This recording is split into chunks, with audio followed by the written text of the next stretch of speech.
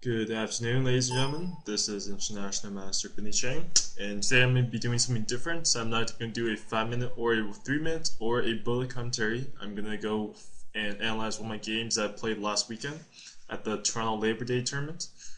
So this tournament happened, last week. It was Saturday, Sunday, Monday, and I did just so bad, really, really bad. I will post a link, the crosstable afterwards, and you can take a look at how badly I did. But no matter how badly you do in tournament, you always have one or two games that you did okay. And I'm going to show one of those games I did okay in because it's kind of embarrassing to show my other games. It's they're just awful.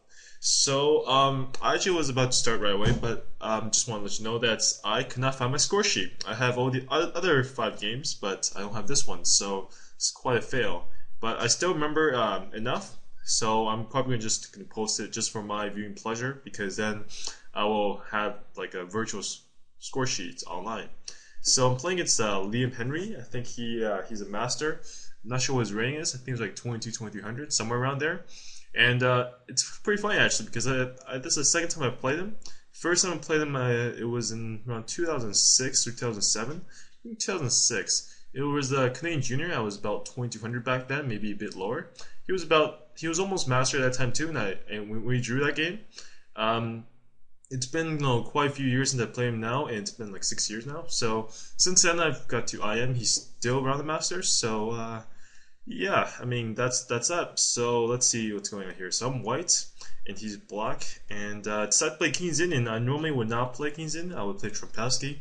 But I mean, I've been studying this book by Boris Avric, and I decided, why not? Let's take a look at this. So, luckily for me, actually, this is one of the variations that I looked at. He plays bishop f5. So I looked at a few variations now. So I looked at the a6. Supposed to go queen e3. Apparently, that's what he says. Rook b8 goes h3. There's like lots of different lines here, and I just memorized them all, which is what you're supposed to do. Well, in the opening anyway, because it just takes too much time to remember why, so I just memorize it instead. And e5, I think if he goes e5, just take an e5, and there's some like stuff going on here. So what he did here was bishop f5, and apparently what Boris Avric told me is that, well, what he told everyone in his books is that this is a rarely played line nowadays. It's not quite as good as it used to be, more for surprise purposes. And the usual antidote for this is d5, knight e5, as you can see, because you want to put this knight attack this guy. And usually what happens is white will play knight d4, and as we can see, you can't really take on c4 because of this, this, and this. And after picking up this pawn, white is just better because you got the bishop here, and black's king side is a bit weak, and light squares are weak as well. And black can't really keep this pawn. So what usually happens, he goes here, then after b3, c5.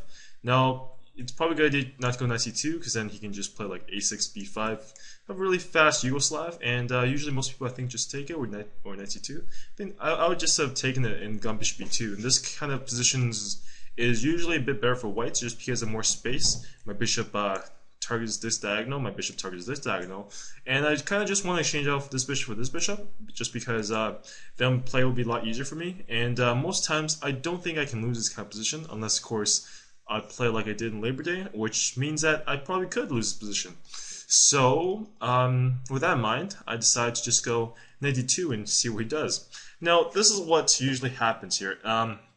Main line is c6, but I believe that black can also play c5 as Leon recommended, and he pretty much said that he can just transpose into Yugoslav, and Yugoslav was like this. I get e4 pawn, and queen c2, a6, b1, b5, b3, something like this. And this is the Yugoslav without the pawn e4, and usually black, I think, goes like bishop h6 here, and after f4 there's some like garbage stuff. Well, it's not garbage, it's more like theory, but I'm just going to say it's garbage because I don't really, whatever. Alright, let's see how fast scoring. Okay, just want to take a look at how much time I've spent talking so far. So knight to 2, what he does is he plays c6, and this is pretty much one of those variations that's actually quite interesting. Now, the first thing you might see is that white might play move like e4, right? To just like blockade this kind of stuff, defend this pawn stuff. I think this is okay, but I mean, I think that this just might be not quite as good as white wanted, because now, I mean, everything's like blockade up, and this knight is still not quite so trapped, right? Before, b4. Is this right? Yeah, actually I don't know. Okay, I thought this is not good. Let me just check this for a sec. Sorry guys, gotta just see this for a second because I actually don't know why this is bad. Yeah, so queen b6, king. Yeah, okay, so it's easily a pawn there. Yeah, so that's why you play bishop g4 first. So no, this doesn't happen, and I'm gonna just close it down. Yeah, that was kind of embarrassing actually. So, yeah, see, I'm so feeling the weakness over the weekend, so it's quite bad. It was such a bad tournament. So yeah, what I did here is b4 because this is a theory line, and I decided to just go straight to theory. So he does, see if he knows the stuff. And Liam is actually quite a good player to go up with in a theoretical battle because he knows his stuff really well. So that's kind of why I decided to go into this, because I want to see if my book was good enough, to go against Liam. And so pretty much what happens now is this is what we play. He's playing knight takes d5. Now the point is I can't take backward knight because then bishop takes a1, right? So pawn takes, and it looks like my rook is just hanging, right? But fortunately, this is all theory, so e4. So here we go. Now the best move here, I believe, is just take here, go back, take here, and so we can see I will have the knight and the bishop for a rook and 2 pawns. This kind of material imbalance is kind of strange actually. You don't really see this too often in a theoretical battle, but I mean this is one of those cases where this would happen. And I mean this would be kind of tough for me to play. I'm not too sure what I would do here. I mean I would probably just take here, bishop here, and just bishop back here, I guess. I mean this will probably be okay for me, maybe. I don't really know quite what to do, but Black seems fine here. I mean his position is very solid. His rook has lots of activity. And this could turn out any other way. This is usually how it goes. What Liam did here, I think, was a bit inaccurate in the sense that he took on e4. And what we have here is that now instead of the pawns on here, queens here, the pawns are now here and here, d5 and a5. So this is quite strange because the problem is you can't really go queen takes a5 here because bishop g5. Now bishop h6 because bishop g7, but bishop g5, very strong move, attacking this pawn. Now I have this pawn there in attack too. If you decide to take on a2, I would just take on e7. And after something like knight f6 after rook moves, this is just crushing. He's going to get made pretty soon. So this would be like very, very strong. And he can't really take that guy, right? So he also can't really take this guy either. Because this is probably the best move he has, but queen takes d5. And after moving, let's say bishop back or like rook b8 or something, I have lots of threats. Bishop b3, I can go like a6, I believe, or knight c5. I have lots of threats. Let's say bishop g5. You almost go bishop g4, bishop g5 here. Sorry, bishop g7, bishop g5. Yeah, there we go. And my plan is just queen takes b7, bishop takes e7, and it's quite tough for Black to play this kind of line. So the problem is he can't really do much here. He has to probably might even have to go back. And I think the line that we're looking at is just a6 here, which looks quite strong. Now apparently the best line here is just take on d5, and not take on d5, I mean c5 here. C5 is the best line here. Takes, and at least this pawn is kind of dropping pretty soon, and this will be okay. But I actually didn't see this kind of position in the game, and luckily for me he didn't either, because the whole time we thought that after a6 he has to take this guy, and after taking this guy, this is kind of like really rough. Queen takes d5 is really rough. He can also say takes here this guy, and this guy is going to be tough to stop too. d5, knight c5, and look at this. You can't go queen b7, queen b6 because of knight d7. You can't go you go e6 here, but this is not going to turn out very well for Black, I believe, because this pawn is very strong. I mean, sure, this bishop can't really do anything right now, but I have lots of pins and forks and everything. And it's going to be very tough for Black to generate any type of counterplay.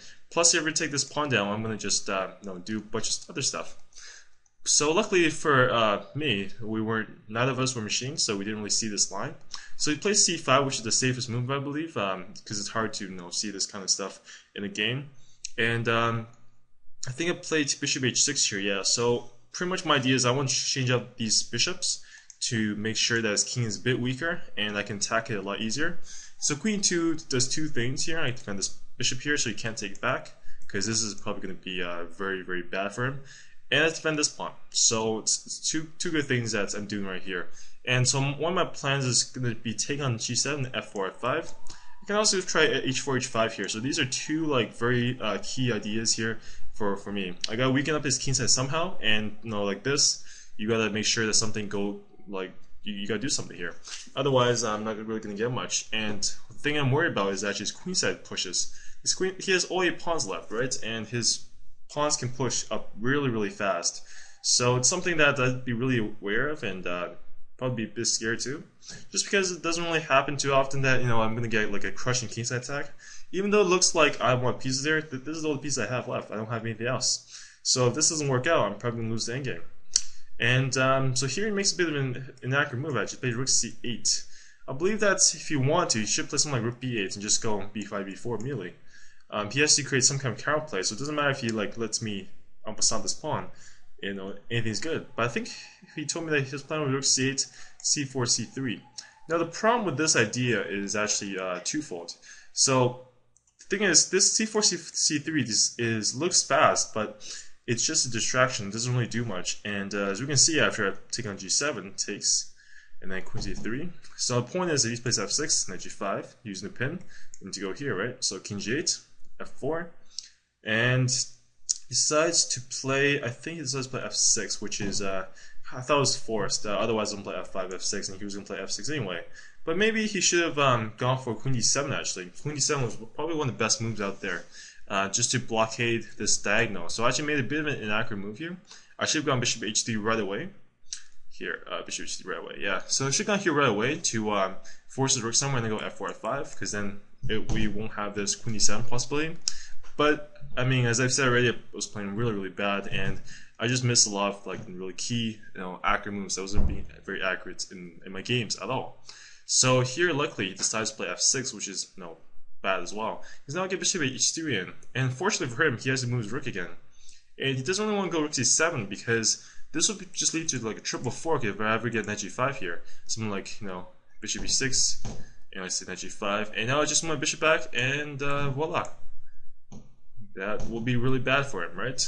And if he has something like h6, wow, this pawn g6 is just gonna go down. Like knight f3, knight h4, queen c2, just some crazy stuff is gonna happen, and it's not gonna turn out very well for him.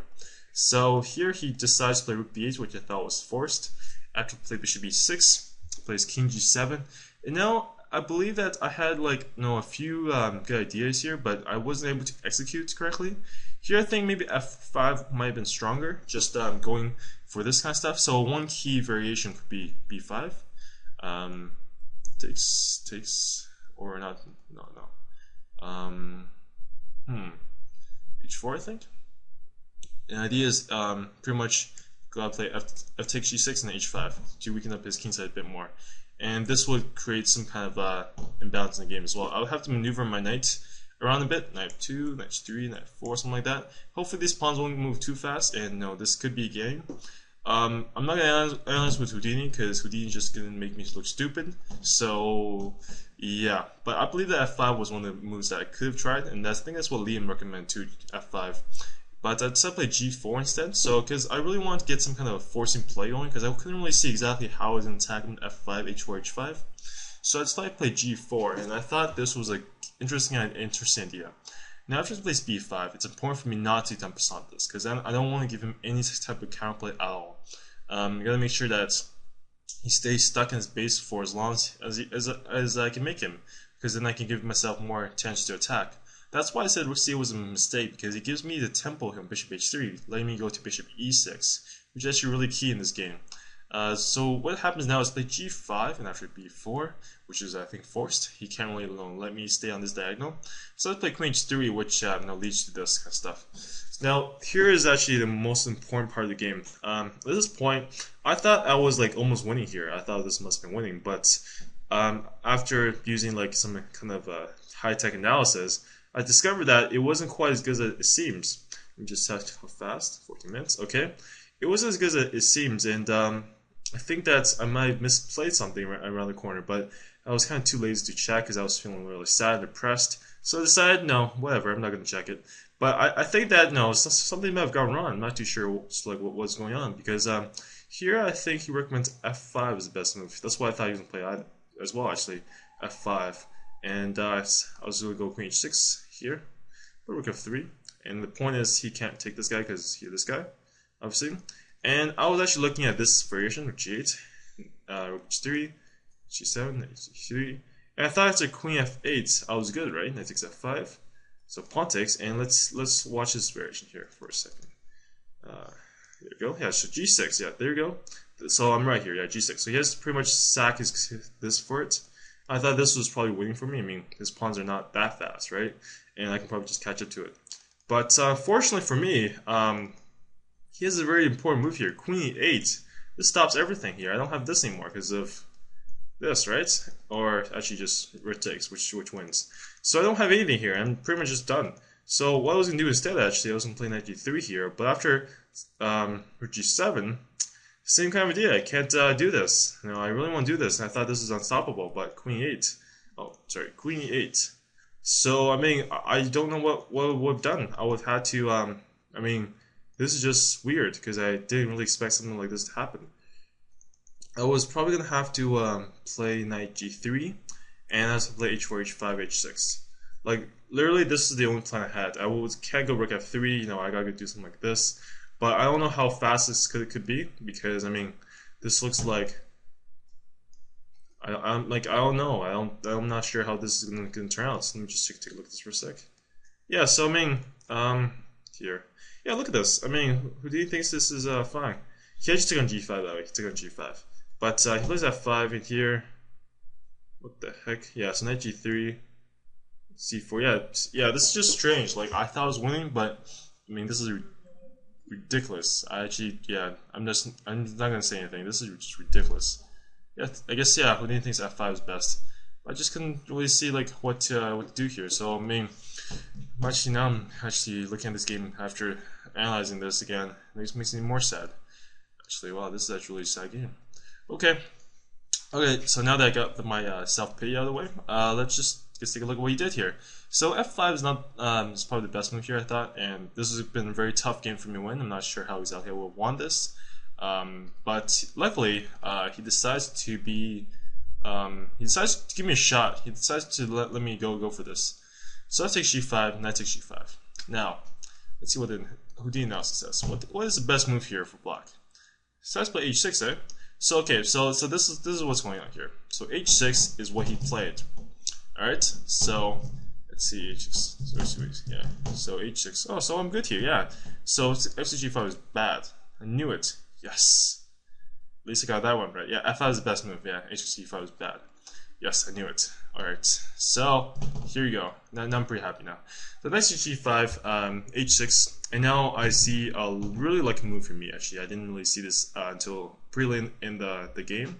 It's taking me a while to figure this out. Actually, I was gonna play knight e4 eventually, or actually bishop g8. This is like a cool line here. Bishop g8. You know, if he takes this guy, I think I actually win this just by match checking. But unfortunately, he doesn't have to do that. He can just take it back with the king, which is like really annoying. Because now I take this guy and rook f7, and he's fine. So that was a line I was calculating for so long, but nothing happened. So I was also looking at lines like this stuff, which is just doesn't work. Luckily, I found out this thing though, rook f3. So this is actually kind of funny actually, because okay, so this is the line I'm looking at here. If he decides to, let's say, takes on queen f5, whatever reason, I'm gonna just take this guy, and this is mate. As you can see, that's mate. It's cool, right? Yes, I was in the game. I was pretty proud of that too. So yeah, that was pretty much my plan in the game. And the best move here he has is rook f6. If rook h8, then this move will be played. Let's say queen f1. Not queen f1. Actually, yeah, queen f1. No, not f7. Sorry, not f7. And now queen f. Now I think f5. F5. Yeah. So I'm just gonna break this open and just massacre him here. So this will be losing. Rook f6 is the best move. After knight e4, with the tempo, of course, he can't really go back anymore because I believe I have something like f5 here.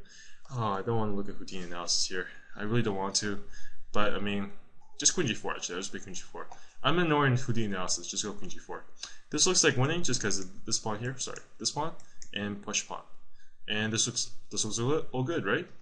So, but yeah, this is his own move. Knight e4. He can't only move his rook anymore, so he has to go here, I believe, or queen f8 here. Pretty much sacking the exchange. He's gonna be down a piece, but he still has these pawns, so it's gonna be kind of tough for me to play this. I believe I'm probably still winning here. It's just gonna take some time to convert this, and I probably might even make a mistake somewhere. So I mean, I wouldn't be too feeling too good about right now if this is what he did. But luckily for me, because we're both really weak, he decided to take on g5, which was like, okay, that's cool. Yeah, and I think he resigned here. Yeah, he resigned here because this is just mate. I think he must have missed this idea. What the God? Okay, what happened now? What happened to the board? Oh my God! Did I just put like a queen here? Okay, so what move is this? Okay, see, I don't know what the heck happened here. Yeah, so we're just gonna ignore that and just pretend that this never happened. And so imagine this. Okay, let's see here. Rook here, rook here. So this is the final position, and if he goes here, rook f7, obviously, and rook h8. I mean rook h7 with the discovery, which wins, right? And if he decides to take on f3, which he did, queen h6 is mate. All of these diagonals are pretty much done. My bishop actually played a big role in this game. Yeah, the bishop e6, that's the thing. So I mean, this I just got pretty lucky here actually. He definitely could have put up a bear fight. I'm very happy that he did not. But on the other hand, this kind of just says everything about my tournament game. I just got lucky a couple times and did well, but on the whole, I did play terrible, and that was just terrible. So, but yeah, I hope you guys enjoy this commentary on my terrible game. I hope to see you guys next time, and I will see you guys next time. Bye bye.